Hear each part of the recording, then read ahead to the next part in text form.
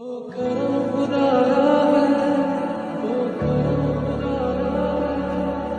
मुझसे मिलाया है, तुझे मुझसे मिलाया है, तुझ पे मर के ही तो, तुझ पे मर के ही तो मुझे जीना। यंगेस्ट आईएएस ऑफिसर हूँ 2019 बैच की। एमके यादव सर की गाइडेंस में मैंने अपनी सिविल सर्विसेज की तैयारी की। फर्स्ट ईयर के एंड से मैंने स्टार्ट कर दिया था। सेकेंड ईयर में मैंने कोचिंग कंप्लीट की। थर्ड ईयर में मैंने सेल्फ स्टडी करके टेस्ट सीरीज के थ्रू आंसर राइटिंग करते करते एंड देन 22 साल की एज में आईएएस का एग्जाम क्लियर किया था। परंतु इसकी एक फ्लिप साइड है। मैं आप सभी को उस फ्लिप साइड की तरफ भी ले जाना चाहती हूँ कि किन दिक्कतों का सामना करके, किन इश्यूज को फेस करके मैं इस आज मुकाम तक पहुंची हूँ कि मैं आज आप सभी को एड्रेस कर रही हूँ। दोस्तों, मैं मोगा जिले से बिलोंग करती हूँ, पंजाब से। मोगा जिला जो पंजाब का है, एक बहुत ही स्मॉल टाउन है। मेरे टाइम तो इतना डेवलप्ड नहीं था। तो जनरली पंजाब में इनफैक्ट मोगा को एनआरआई कैपिटल बोलते हैं। हमारी मोगा में ये टेंडेंसी रहती है कि लड़का है तो पढ़ा लिखा के विदेश भेज दो, कनाडा जाना, अमेरिका जाना, something like that. So we focus on कि ऑस्ट्रेलिया, यूएस, कनाडा, हमारी जिंदगी वहां तक सीमित हो जाती है कि पढ़ाई करके लड़कों को वहां भेज दो। लड़की है उसकी बेसिक मिनिमम पढ़ाई करके उसकी शादी कर दी जाए और फिर उसको भी बाहर भेज दिया जाए। तो ऐसा जनरल टेंडेंसी रहती थी सभी की थिंकिंग में। But my parents were different. My father was the product manager of Nestle India company at Moga. So MNC culture था। ही थॉट कि यार नहीं, बच्चों को पढ़ा लिखा के मुझे कुछ बड़ा बनाना है। सो मोगा में, छोटी सी टाउन में, एजुकेशन फैसिलिटीज़ काफ़ी लिमिटेड थी। My father he had certain chronic elements, तो उनका रेगुलर लुधियाना डीएमसी में या चंडीगढ़ पीजीआई में ट्रीटमेंट रहता था। My parents used to be away there and I had a younger brother and he used to be in my care. तो ऐसी situation में फिर मैंने सोचा यार मोगा में बहुत ही ज़्यादा डेवलपमेंट डेफिसिट है। लोग बाहर जाते हैं ग्रीनर अपॉर्चुनिटीज़ के लिए, अच्छी फैसिलिटीज़ के लिए, कि मुझे बाहर नहीं जाना है, मुझे यहीं रह के अच्छी फैसिलिटीज़ क्रिएट करनी है। तो मैंने ये सुना था, आम सोसाइटी में भी ये धारणा थी कि यार डीसी के पास बड़ी पावर होती है। डीसी जो है वो काफ़ी, उसके पास शायद कोई जादू की छड़ी होती है जो डेवलपमेंट को अच्छा कर सकता है, लोगों को डेवलपमेंट फैसिलिटीज़ दे सकता है। तो फिर मैंने सोचा यार डीसी बनना है, ठीक है। अब कैसे बनना है ये मालूम नहीं था। सोच इतनी थी कि यार मेरे को सोशल सर्विस करनी है, लोगों का भला करना है, अच्छी फैसिलिटीज़ देनी है, तो मुझे डीसी बनना है। तो इस तरह से मैं अपनी पढ़ाई पे फोकस करती रही स्कूल में and I became the northern India topper of CBSE in 12th class. तो मैंने कॉमर्स से दोस्तों 98.6% मार्क्स लाए थे। Honourable prime minister Modi ji ने मुझे रिपब्लिक डे परेड में सम्मानित किया था बाकी सभी टॉपर्स के साथ। परंतु दोस्तों, मैं आपको ये बताना चाहती हूँ कि जब मैं 12वीं कक्षा के ये बोर्ड के एग्जाम्स दे रही थी, my father he was suffering from many chronic elements और वो डीएमसी लुधियाना में एडमिटेड थे। My mother was with him. तो मेरा छोटा भाई मेरी केयर में था और मैं भी काफ़ी बीमार थी, 104 फीवर वगैरह था।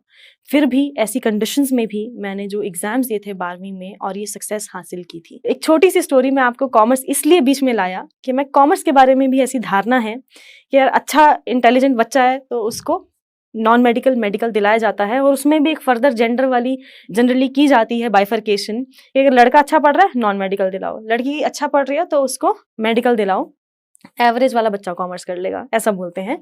परंतु मैंने सोचा यार मेरे को तो डीसी बनना है, सिविल सर्विसेज करना है। एमबीबीएस लगेंगे तो 5 साल लगेंगे यार, बीटेक करेंगे 4 साल लगेंगे, बीकॉम कर लेते हैं 3 साल में करेंगे और फिर झट से आईएएस का एग्जाम देंगे। तो ऐसा मैंने सोचा कि मुझे बीकॉम करना चाहिए। तो मेरे जो प्रिंसिपल मैम थे, टीचर्स थे, उन्होंने बहुत फोर्स किया, यार बेटा तू तो बड़ी इंटेलिजेंट लड़की है यार, तू नॉन मेडिकल मेडिकल कुछ तो ले ले। मैंने कहा नहीं मैम, मेरे को तो कॉमर्स करनी है। एंड फिर उसका फ्रूट मुझे मिला कि मेरा नॉर्दर्न इंडिया टॉप रहा और मैं Shri Ram college of commerce SRCC में पहुंची, जो कि हमारा एशिया का बेस्ट कॉमर्स कॉलेज है। तो बहुत ही अच्छा एक्सपोजर रहा मेरा कॉलेज में। और फर्स्ट ईयर में ही जनरली बच्चे क्या होते हैं, दिल्ली की चकाचौंध में गुम हो जाते हैं जब वो आते हैं, specially from a small town, right.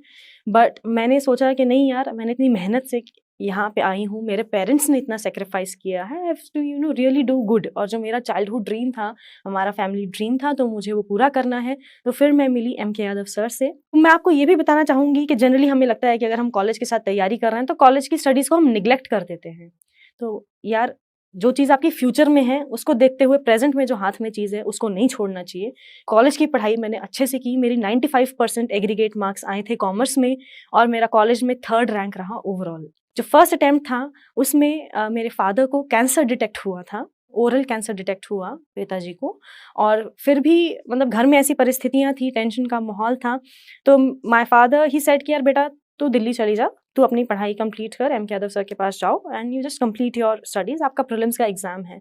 सो यदि मेरे पेरेंट्स उस समय वीक होते तो फिर मैं यहाँ नहीं होती। सो मेरे में जो स्ट्रेंथ है, जो मैं आज आपके सामने अपनी सक्सेस की गाथा जो है वो सुना रही हूँ, इट्स बिकॉज ऑफ देम, कि उनमें इतनी स्ट्रेंथ थी एंड दे न्यू कि उनको अपने बच्चों का जो सपना है, अपनी फैमिली का सपना है, वो कैसे पूरा करना है। माई parents were my strength and not my weakness. तो मैं दिल्ली पहुंची, मैंने अपना प्री एग्जाम क्लियर किया, मेंस एग्जाम क्लियर किया और इंटरव्यू तक पहुंची। कुछ अंक से मेरा फर्स्ट अटेम्प्ट में 21 साल की एज में रह गया था, अदरवाइज फिर मैं 21 साल की एज में भी IAS होती। परंतु I am not a person के जो अपनी परिस्थितियों पे ब्लेम डाले।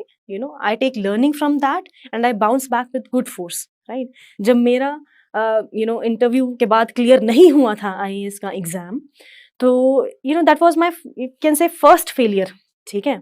आज तक जैसे मैंने आपको अपनी स्टोरी सुनाई, डिस्ट्रिक्ट टॉपर रही मैं स्कूल एग्जाम्स में, स्टेट टॉपर, जितने ओलंपियाड्स होते हैं, NSTSC, NTSC, science olympiad, maths olympiad, you just name it, I generally used to be the state topper और अच्छा नेशनल रैंक रहता था फर्स्ट 30-40 में। तो फिर ये मेरा फर्स्ट एक तरह से फेलियर था। 2 चॉइसेस थी मेरे पास, या तो मैं बैठ के रो लूँ कि यार मेरा तो नहीं हुआ, क्या हो गया, क्यों हो गया टाइप्स, और मैं छोड़ दूँ तैयारी, राइट। और सेकेंड चॉइस थी कि जो 1.5 महीने बाद दोबारा प्रीलिम्स आने वाला था, कि आई bounce back with double force. तो मैंने वही किया। मेरा फिर सेकेंड अटेम्प्ट में 22 साल की एज में IAS एग्जाम क्लियर हुआ and then also I was one of the youngest IAS officer at 22 years. तो जब मैंने सेकेंड अटेम्प्ट भी दिया, जब मैं इंटरव्यू दे रही थी, मेरे पापा को जो है सेकेंड टाइम कैंसर डिटेक्ट हुआ था, that was the lung cancer. जिस दिन रिजल्ट आया, एम के यादव सर ने ही मुझे कॉल किया था, ही सेड कि बेटा तेरा क्लियर हो गया, ठीक है, तो IAS बन गई है। This is the only line which he had told me. And then he further talk to my father was hospitalised. उनके पूरे मतलब इंजेक्शन ड्रिप वगैरह वो सारी चीज़ें लगी हुई थी and he was completely on the bed, but so उन्होंने बात की थी एम के यादव सर से, so he was very happy. I could see the happiness on my parents face जब उन्होंने ये रिजल्ट सुना। माई फादर सेड कि बेटा जो इम्यूनोथेरेपी के मेरे इंजेक्शन लगते हैं, तो this is like an immunotherapy injection for me, कि मेरी दुगना हो गया, मेरा जो सीना है वो चौड़ा हो गया है और मेरी जो आयु है वो दुगनी हो गई है। He was very happy. मुझे हिमाचल कैडर मिला दोस्तों। तो हिमाचल में currently I am posted as SDM Mandi. Mandi आपने सुना होगा, कुल्लू मनाली आप लोग जाते हैं तो मंडी बीच में स्टॉप आता है, छोटी काशी बोलते हैं, वहाँ की करंटली मैं SDM हूँ। जब मेरी मसूरी की ट्रेनिंग चल रही थी, both of my parents had sadly passed away. My father had passed away जब हमारा भारत दर्शन हो रहा है तब, he had passed away of cancer only. My mother passed away 2 महीने बाद again of cancer only. तो फिर भी यार देखो, जब आपके दोनों पेरेंट्स की अचानक ऐसे डेथ हो जाती है, it's really a shock for you, परंतु you have to again keep going. आपको लाइफ में आगे बढ़ना है। तो मेरे जो आगे बढ़ने का जो रीज़न रहा था वो यही था कि मेरे पेरेंट्स का सपना था, हमारी फैमिली का सपना था कि सिविल सर्विसेज करना है, आपको सोसाइटी की सेवा करनी है, लोगों की सेवा करनी है, अपना धर्म निभाना है। तो फिर मैंने सिविल सर्विसेज अपना ही रखा। जितने भी आप लोग UPSC का एग्जाम देने की सोच रहे हैं या फिर स्टेट सिविल सर्विसेज का एग्जाम देने की सोच रहे हैं, तो मैं आपके लिए भी कुछ टिप्स देना चाहती हूँ क्योंकि मैंने फर्स्ट अटेम्प्ट में भी जो सीखा उसकी लर्निंग्स थी कि मैं क्यों कुछ मार्क्स से क्लियर नहीं कर पाई और सेकेंड अटेम्प्ट में क्यों मेरा जो था वो यंगेस्ट IAS ऑफिसर के रूप में 22 साल की एज में क्लियर हुआ। तो वो मैं टिप्स आप लोगों के साथ ब्रीफ में शेयर करना चाहती हूँ कि यार जनरली हमारे पास 3 स्टेजेस है ना, प्री, मेंस और इंटरव्यू। हम लोग सोचते हैं कि यार प्री ज़्यादा टफ होगा, मेंस ज़्यादा टफ होगा।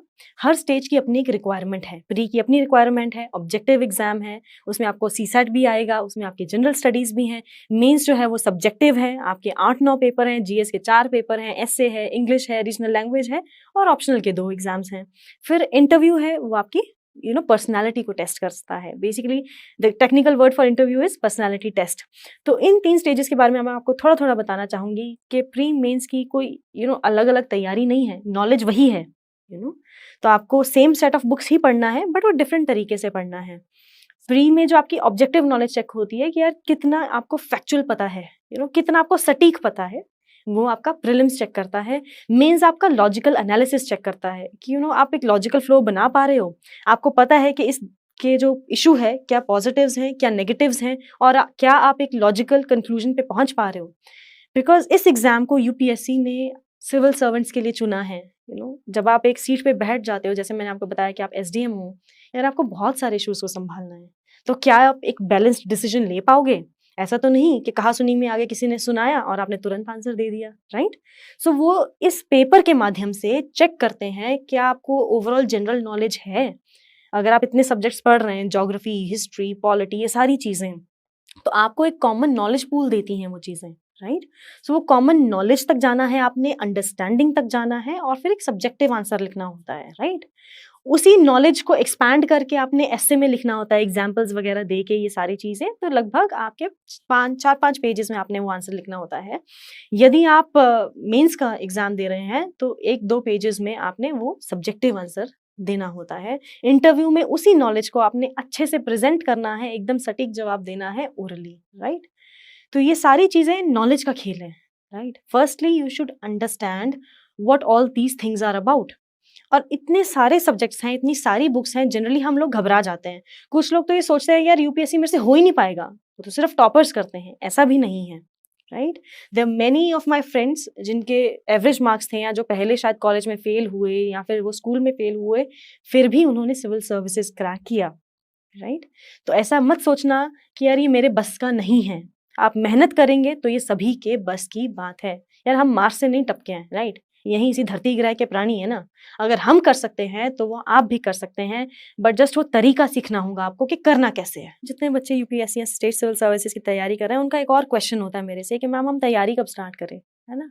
तो यार तैयारी generally as early as possible अगर आप स्टार्ट कर लेंगे, बिकॉज जनरली 1 से 2 साल भी लग जाते हैं तैयारी करते करते, आपको ऑप्शनल भी करना है।